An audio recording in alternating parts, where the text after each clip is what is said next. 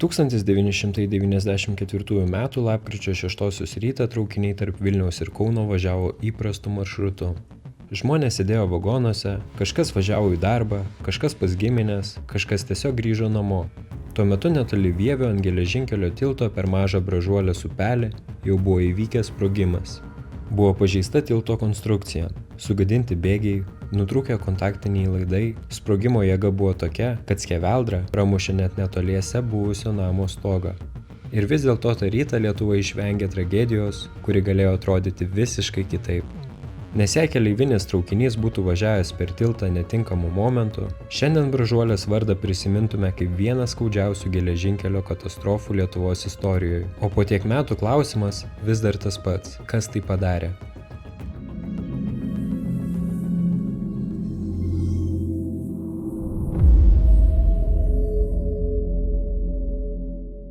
Bražuolės upelis yra netoli Vievio, per jį eina strategiškai svarbi geležinkelio linija Vilnius-Kaunas.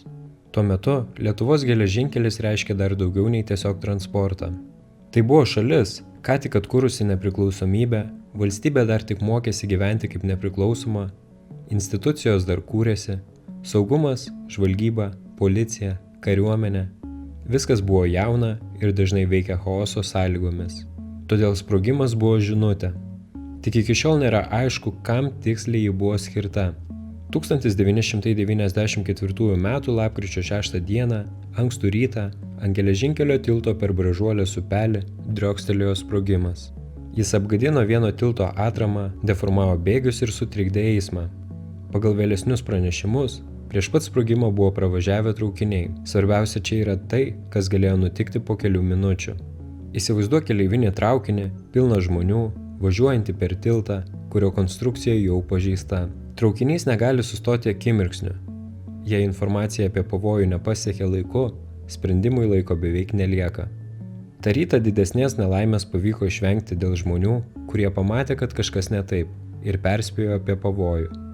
Iš pirmo žvilgsnio tai gali atrodyti kaip atsitiktinumas, bet būtent tokie atsitiktinumai kartais skiria kriminalinę bylą nuo masinės tragedijos.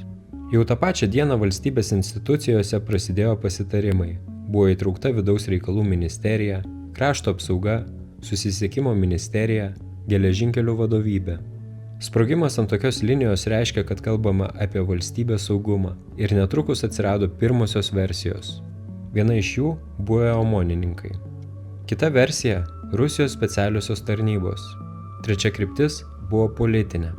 Tačiau versija dar nėra atsakymas.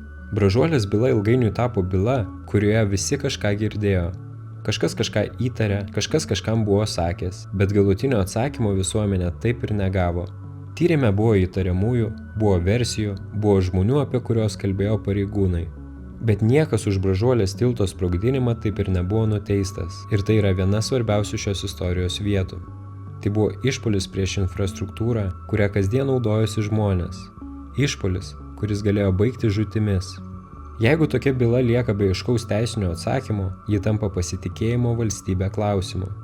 90-ųjų Lietuvoje buvo ne vienas keistas, iki galo neišaiškintas arba politiškai apaugęs įvykis. Bražuolės tilto sprogdinimas atsidūrė tarp didesnių klausimų, kas tuo metu Lietuvoje turėjo ginklų, kas norėjo destabilizuoti valstybę, kas galėjo būti suinteresuotas parodyti, kad Lietuva nesaugi. Ar tai išorinės jėgos, kriminalinis pasaulis, žmonės iš buvusių struktūrų, o gal keli skirtingi interesai susikirto vienoje vietoje. Iš šios klausimus viešai aiškaus atsakymo nėra iki šiol. Praėjo metai, tada dar vieni, tiltas buvo sutvarkytas, traukiniai vėl važiavo, žmonės grįžo prie kasdienybės, bet pati byla liko kažkur tarp archyvų, liudijimų, užuominų ir neišsipildžiusių pažadų ją užbaigti.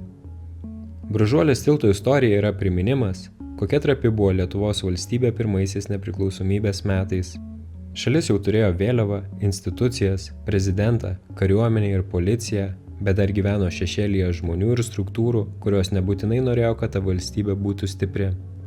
Šiandien Bražuolės tiltas vėl atrodo kaip paprastas geležinkelio tiltas, traukiniai važiuoja, o dauguma net nežino, kad čia kadaise buvo viena paslaptingiausių nepriklausomos Lietuvos diversijų. Jeigu šis video tau buvo įdomus, paspausk like ir užsiprenumeruok kanalą. Prisidėti prie kanalo gali ir per Contribui arba tapdamas kanalo nariu. Tai leidžia kurti daugiau panašių video. Iki kito karto.